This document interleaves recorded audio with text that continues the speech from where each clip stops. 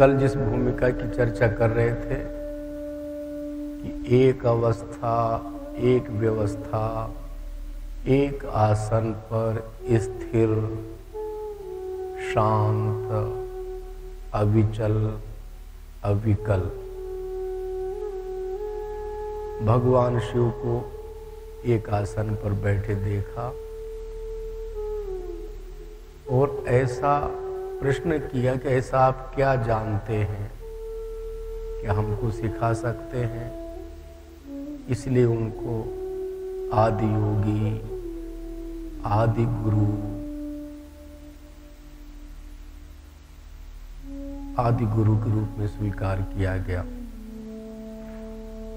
उन्होंने समस्त मानवता के कल्याण के लिए, विश्व के कल्याण के लिए या जन्म जन्मांतर से भटकती हुई आत्माओं के लिए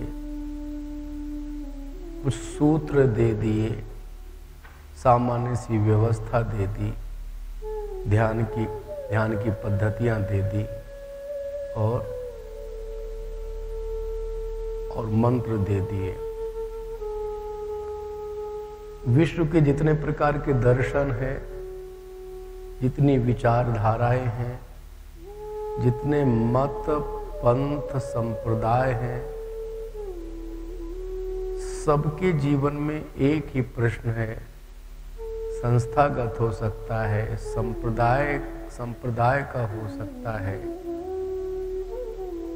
समुदाय का हो सकता है या व्यक्ति विशेष का हो सकता है। एक ही प्रश्न है, मैं कौन हूं? बार बार झकझोरता है, उद्वेलित करता है, चिंतित करता है और परेशान करता है। मैं कौन हूं? मैं इस धरती पर, इस पृथ्वी पर जन्म लेने के पहले कहाँ था, कहाँ से आया, मेरा ठिकाना क्या था? जो भी हमको शरीर यात्रा 50 साल, 60 साल, 70 साल, 100 साल, 200 साल जो भी मिली है, अंत में जो क्षिति, जल, पावक, गगन, समीर, ये पंच तत्व गठन जिसका हुआ है, जिसके कारण से जीवन यात्रा कर रहा हूं, जिसके कारण से कर्म क्षेत्र में विविध प्रकार की संरचना में लगा हूं, रचना में लगा हूं, अपने जीवन की आकांक्षाएं या महत्वाकांक्षाओं के पूर्ण करने में लगा हूं। इसके बाद मैं जाऊंगा कहां? ये सबके पास में प्रश्न है। मैं कौन हूं, कहां से आया हूं, जीवन यात्रा पूर्ण करके मैं जाऊंगा कहां? अब प्रश्न होता है कि सबको पहले तो लक्ष्य तय करना पड़ेगा कि जाना कहां है। और मुझे जाना था दिल्ली। यहीं पर मैं चंडी चौराहे तक गया, रास्ता देहरादून का पकड़ लिया। दिल्ली कभी पहुंच सकते हैं क्या? जाना है जो मुरादाबाद, रास्ता पकड़ लिया दिल्ली का, तो मुरादाबाद कभी पहुंच सकते हैं क्या? तो जब क्या एक बार अंदर की ओर प्रवेश करते हैं, जब हमारा जन्म कुछ स्कूली शिक्षा के लिए हुआ है क्या? हमारा जन्म शिक्षा के बाद कुछ पैसे अर्जित करने के लिए हुआ है क्या? सामाजिक, राजनीतिक, आर्थिक या धार्मिक जगत में पद, प्रतिष्ठा, यश, कीर्ति के लिए जन्म हुआ है क्या? हमारा जन्म केवल शादी विवाह करके परिवार परंपरा को विकसित करने के लिए हुआ है क्या?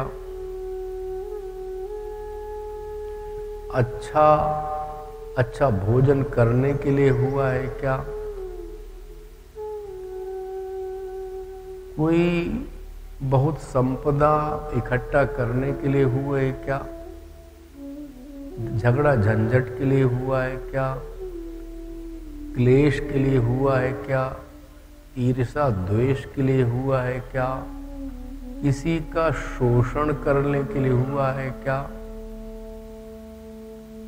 किसी की हत्या करने के लिए हुआ है क्या? सामाजिक आर्थिक नुकसान पहुंचाने के लिए हुआ है क्या? ये प्रश्न अपने से करना पड़ेगा हम सबको। हमारा जन्म किस लिए हुआ है, यानी जाना कहाँ था? पहले तो अपने जन्म का उद्देश्य बहुत गहराई और गंभीरता से सोचना पड़ेगा। कुछ अच्छे वस्त्र पहनने के लिए हुआ है क्या? कुछ अच्छी संसार की सामग्री वस्तुएं इकट्ठा करने के लिए हुआ है क्या? जितने प्रकार के आपके भौतिक आयाम हैं, किसी राजनीतिक दल में बड़ा स्थान पाने के लिए हुआ है क्या? धार्मिक क्षेत्र में कोई बहुत प्रतिष्ठित स्थान पाने के लिए हुआ है क्या? प्रश्न करना पड़ेगा अपने से। करते जाइए कि हमारा जन्म क्यों हुआ है, क्यों हुआ है, क्यों हुआ है। इस प्रश्न को जितना बार बार हम अपने से दोहराएंगे, मैं भी उसी में सम्मिलित हूं आपके साथ में। प्रश्न करिए, अपने से करिए, अंतर्मुखी होके करिए।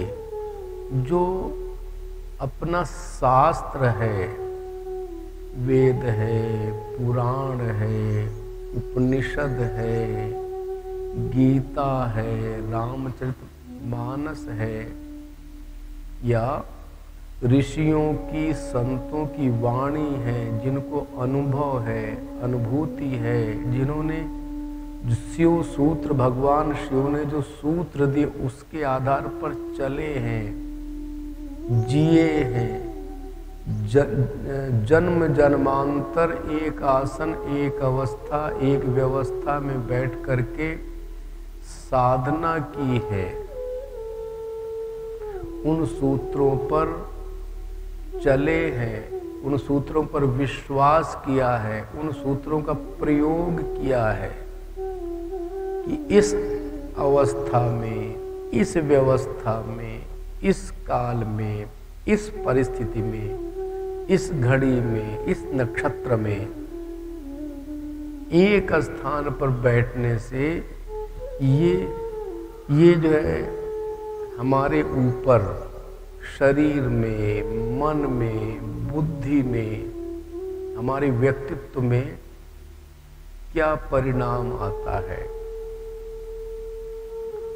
हमारे आसपास का जो क्षेत्र है, आसपास की जो प्रकृति है, उसमें क्या परिणाम आता है। हमारे आसपास के जो जीव जंतु हैं, उनमें क्या आता है। हमारे आसपास जो लोग आते हैं भावनात्मक लगाव रख करके, कुछ सीखना चाहते हैं, कुछ जानना चाहते हैं, अपने जीवन के अनुत्तरित प्रश्नों को समझ करके कुछ 2-4 कदम हमारे साथ बढ़ना चाहते हैं, ऐसे अनुभव युक्त, अनुभूत युक्त ऋषियों का दर्शन जो साहित्य के रूप में आज लिखित बड़ी मात्रा में उपलब्ध है, उसको जानकर, समझकर, देखकर, पढ़कर, लेकिन सारी बातें हमने जान तो ली, समझ ली, देख ली, बुद्धि के स्तर पर। जैसे आज का सारा ज्ञान, सारा विज्ञान, सारा दर्शन गूगल में तो सब कुछ भरा है। आप सबके हाथ में मोबाइल फोन है, एक से ज़्यादा है। इंटरनेट का उपयोग करते हम सभी करते हैं, तो क्या आपका कंप्यूटर, आपका लैपटॉप, आपका गैजेट जो भी करते हैं उपयोग, क्या वो ज्ञानी हो गया, क्या विज्ञानी हो गया, क्या वो अनुभव युक्त हो गया? जो जैसे मेरे हाथ में कागज है, इस कागज में निर्वाण षटकम लिखा है, श्लोक लिखे हैं, क्या ये कागज ज्ञानी हो गया, विज्ञानी हो गया, अनुभव हो गया, इसको अनुभूति हो गई?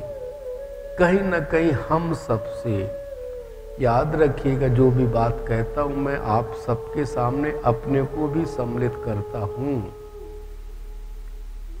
क्या केवल अध्ययन कर लेने से, जानकारी जुटा लेने से क्या हम ज्ञानी हो गए, अनुभव हो गया? एक अच्छी किताब केदारनाथ धाम के संदर्भ में आपने पढ़ ली। जिन लोगों ने केदारनाथ धाम की यात्रा की है उनको सुन भी लिया, उनसे संपर्क भी किया है, उनसे मिले भी हैं, केदारनाथ धाम के संदर्भ में जानकारी मिली। क्या आपको केदारनाथ के दर्शन हो जाएंगे? क्या अनुभव हो जाएगा?